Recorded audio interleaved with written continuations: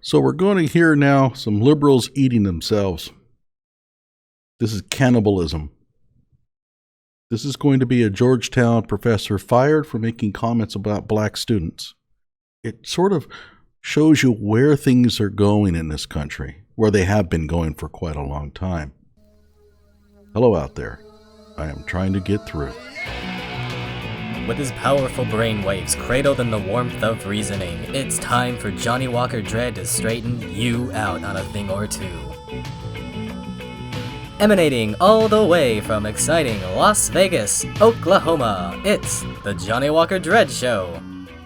The fallout from what was supposed to be a private Zoom conversation between two Georgetown Law School professors that went very public. One professor fired for racist comments, the other on administrative leave. TJ Holmes joins us now with that. Good morning, TJ. And I quote, Stray. Now, check out the bias in the presentation of this dude. A lot of my lower ones are blacks. And it's like, come on. End quote. Now imagine being a black student at one of the most prestigious law schools in this country and have to hear your professor say that about you. No, the professor said that about black students. Whether that student is in that group depends on how well he's scoring in class. This idea somehow that this professor is just scoring everybody down low that is black is insane. But that's what they're trying to tell you. That is what those students heard. That professor now has been fired, but has highlighted a problem long talked about at some of the most prestigious law schools in this country. Listen to the offensive remarks about black students. Listen to the offensive remarks about black students. So who's judging that? The reader, the listener, should be the one to make that judgment. We don't need that from you. Got Georgetown law professor Sandra Sellers fired. And you know what? I hate to say this. I hate to say this. In other words, she doesn't want to say this. This is not good news to find out that the black students in her class are typically low performers. I end up having this, angst every semester that she has this angst every semester because when she ends up with the grades, she finds out that a lot of the black students in her class are not doing well, and she's bothered by this. A lot of my lower ones are blacks. Happens almost every semester. The video call. Okay, so what is her complaint? When she gets done grading everyone, the ones at the bottom are typically filled with lots of black students. In other words, black students in her class are not performing very well. But that's not necessarily because she just assigns them low grades. Those are grades that they earned. Or at least we should assume they earned. There's no justification for assuming that she just handed them because they were black. Call was between Sellers, who has taught at the school for nearly 20 years, and Professor David Batson, another Georgetown law professor. So poor Batson, man, he had nothing to do with this. He's just listening. Now, she's been teaching for 20 years, means she's tenured. And so now she's going to come in and probably sue the university. Maybe not, because she opened her mouth up and said the very wrong thing. I'll tell you here in a minute. Part of the recording was posted online. In the clip, Sellers claims her black students routinely grade lower than her other students. Right, because they don't score as well. And that's not her fault. And she's making it pretty clear that she really wishes it had been that way. And the reason why they're scoring low is for a number of reasons. But the biggest one is that they're being admitted to a very prestigious law school, and they probably would not have been admitted otherwise. In other words, they're being admitted because they're black. And so they're coming in with preparations probably not as good as the other students, and they're getting hit hard. It happens all the time. When I was in engineering school, we had a lot of students from certain minorities that were there, and sometimes you wondered, well, how did they get in here? And they struggled. They struggle because they come in and they just don't have the preparation that the other students have. There's nothing inherent about the race that makes them perform low. They just haven't had the preparation coming in. And so if you open up the admissions to students who would normally not be able to get in, they're not going to perform very well. And it's like, oh, come on. Get some really good ones, but there are also usually some that are just plain at the bottom. It drives me crazy. frustrated by it. She doesn't want these students to score down there like that. She may be extending extra effort to try to keep them from doing so. We don't know, but they're going to make the assumption that she decided because they're black that she's going to give them low grades. Georgetown terminated Sellers and placed Batson on administrative leave while Why are they doing anything to him? He just sat there and listened to it. Well, I'll tell you why. They're going to claim that he should have stopped her. My impression of it is this is a private Zoom call. I have a colleague who's wanting to vent about something. I'm going to let them vent. It's not like there's black students there listening to it. while the school's Office of Diversity, Equity, and Affirmative Action investigates. Okay, another one of these university departments, I'm telling you, they don't have a lot to do. They hire up all these vice presidents and deans for these places, and they don't have much going on. This is the Office of Diversity, Equity, and Affirmative Action. So here they got a hold of some blood and water here, and they're going to thrash on this. Saying Batson has been removed from any involvement he has in the course he was discussing with Sellers. The university also says it's taking significant steps to ensure that all students in this class are fairly graded without the input of either professors. Now, how do you know that they weren't fairly graded right now? Just because they scored low? And the answer to that is yes. To them, fairly graded means that these black students that scored low should have been given higher grades. That's what fairly graded means. It has nothing to do with merit. So how would you feel if you're coming into this situation as the backup professor who's going to have to take over this course? What are you going to do? Are you going to all of a sudden decide, well, here are all these scores from these black students, they're really down low. I'm just going to give them extra credit to bring up their grades. You're going to have to do something like that, because if you continue on and you end up giving them low grades, in the end, you're going to end up in the same situation. The dean called the conversation reprehensible and abhorrent, adding that the termination and investigation is by no means the end of our work to address the many structural issues of racism reflected in this painful incident. Okay, so abhorrent, painful incident. There's no due process here. They haven't finished their investigation. How do they know what she meant by that? Did they ask her, hey, when you were saying that blacks are scoring low, did you mean that you were giving them grades like that because they're black? Or well, why are they at the bottom? And she could come in and say, look, they're multiple choice questions. I go ahead and give them the questions. I've been to certain amounts of training. I've been to all of the training for this kind of stuff. I look over my tests. They're perfectly fair, and they just don't score well, and I'm very upset by it. I wish they would do better. You're fired. So, see here? This is how it goes at the university. And that there's a need for more comprehensive anti-bias training. I was shocked but not surprised. You would hope that we are farther along. Professor Anthony Cook also teaches at Georgetown Law. He says he thinks the school's reaction was appropriate, but says further action is needed. He thinks that the school's reaction was appropriate. Was he sitting on the committee that did the investigation? We're moving on now to try to see if we can figure out what's systemic and structural changes. The structural changes that you're wanting is to give those students higher grades, whether they deserve them or not. Why don't you just come out and say so? Because that's what you're wanting.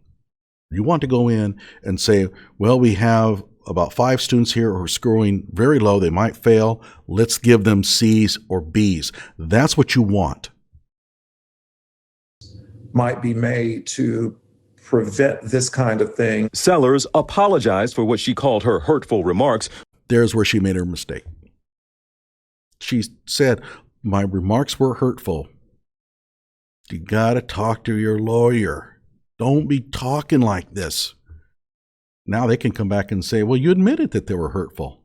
You admitted it.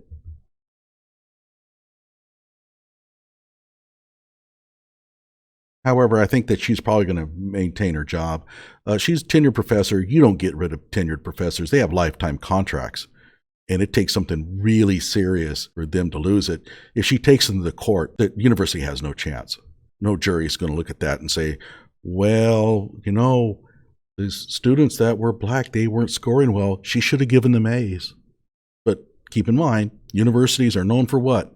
Not knowing the law and making big mistakes. You have a whole campus full of PhDs and they can't figure anything out. They can't even figure out that when you have a course, there are certain students who are not going to do well. And guess what? Sometimes those students will come from a certain ethnic group. And that means that you need to go in and provide some sort of support for them. But don't just ask the professor to give them artificially high grades. And if they score lower, don't expect the professor to stay quiet about it. It's not fair to those students. The only way the university is going to get better in this regard is if professors are free to talk about it. What happened to the academic freedom thing? I mean, they can't talk about these things on a private Zoom session? Think about the stifling of communications going on here. You literally cannot talk about your students' scores and mention anything about race. I've been to a lot of these trainings, and they always say, well, the first thing that we need to do is we need to get comfortable talking about race. Oh, bullshit. What? So somebody can say the wrong thing and you can fire them? That's what getting comfortable about race is all about. They want you to expose yourself. Don't buy it. It's like talking to the cops. Talking about race is never going to do you any good. And so should you be uncomfortable talking about race? Oh, hell yeah. Stay the hell away from that. And they're telling you that that's the right approach. Don't talk about race. Your black students are not scoring well in your class. Don't talk about it.